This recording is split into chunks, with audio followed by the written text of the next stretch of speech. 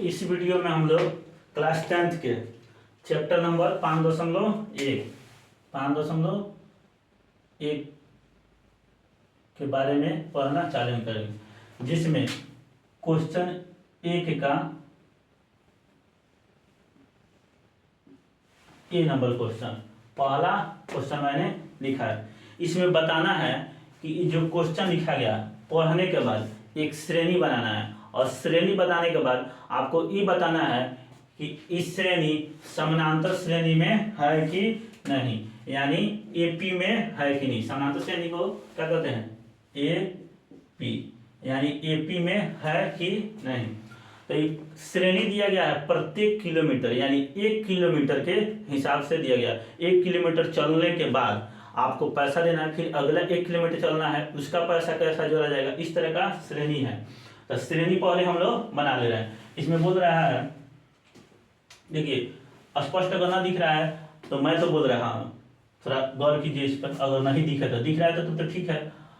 प्रत्येक किलोमीटर के बाद, प्रत्येक किलोमीटर के बाद का टैक्सी का किराया, मतलब दिया गया है इसमें क्वेश्चन में दिया गया है 1 किलोमीटर के बाद टैक्सी का किराया क्या होगा, इसको इस क्वेश्चन में दर्शाया गया है।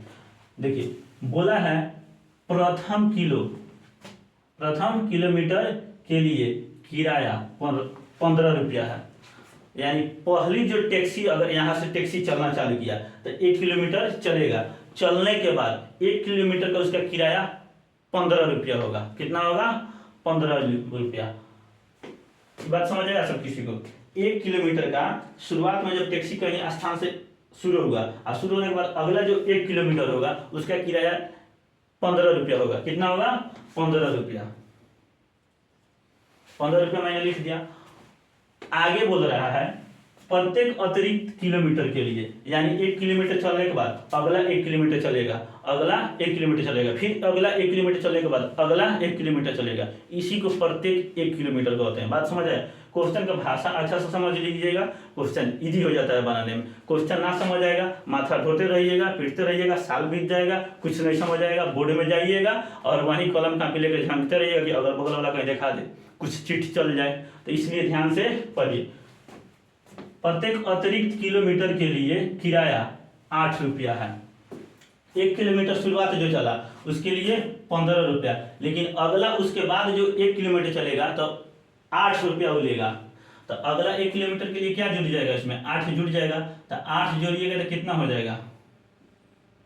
8 जोड़िएगा, 15 में 8 जोड़िएगा तो 23।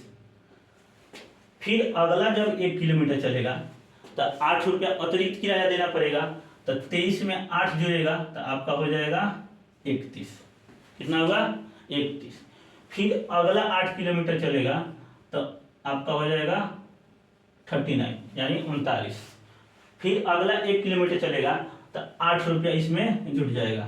तो 8 जुड़ेगा तो आपका कितना हो जाएगा? 47। इसी तरह प्रत्येक किलोमीटर पर आगे 8-8 रुपया जुटता जाएगा। तो वही क्वेश्चन बोला है कि इस तरह की स्थिति बन रहा है, तो बताइए कि आपका समानांतर श्रेणी में है। अब देखिए कैसे समानांतर श्रेणी में मैंने बताया, अब तक लिख दिया, जो कह रहा था उसके हिसाब से मैंने एक श्रेणी लिख दिया। अब समानांतर श्रेणी होगा कि नहीं, इसके लिए हमको जांच करना होगा डी, यानी सार्व अंतर, कॉमन डिफरेंस। सार्व अंतर अगर बराबर आ रहा है दो संख्याओं के बीच में, तो इसको, इस श्रेणी को हम समानांतर श्रेणी कहेंगे। अगला में से पिछले वाली संख्या को घटाएंगे तो 23 में से 15 घटेगा तो कितना होगा? 8। ये घटेगा तो 8, सब में 8 ही आएगा क्योंकि हम 8 जोड़े ही थे। अगर समान संख्या कोई जोड़ा जाता है तो इसको धनात्मक में जाएगा। क्या होगा? धनात्मक में जाएगा। तो इस पर हम लोग लिख सकते हैं क्वेश्चन में, बस यही लिखना, बताना है कि समानांतर श्रेणी में आएगा कि नहीं। अगर आएगा तो कारण बताइए, क्या है कारण बताइए। तो श्रेणी समानांतर श्रेणी में होगा, किसमें होगा? एपी में। समानांतर श्रेणी में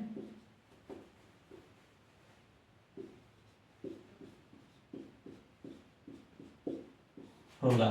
क्योंकि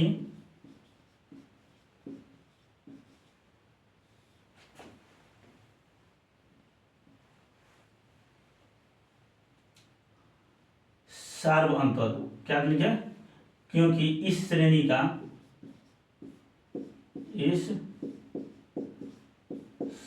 का सार्व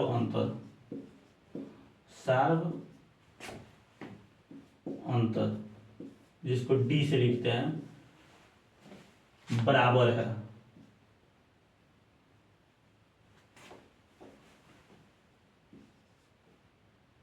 प्रत्येक संख्या लिख दे रहे हैं, प्रत्येक संख्या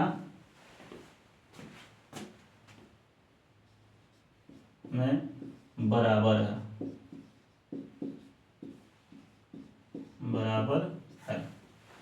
तो देखिए ये हुआ पहला क्वेश्चन। इसके बाद हम दूसरा क्वेश्चन अभी तुरंत बताने वाले हैं।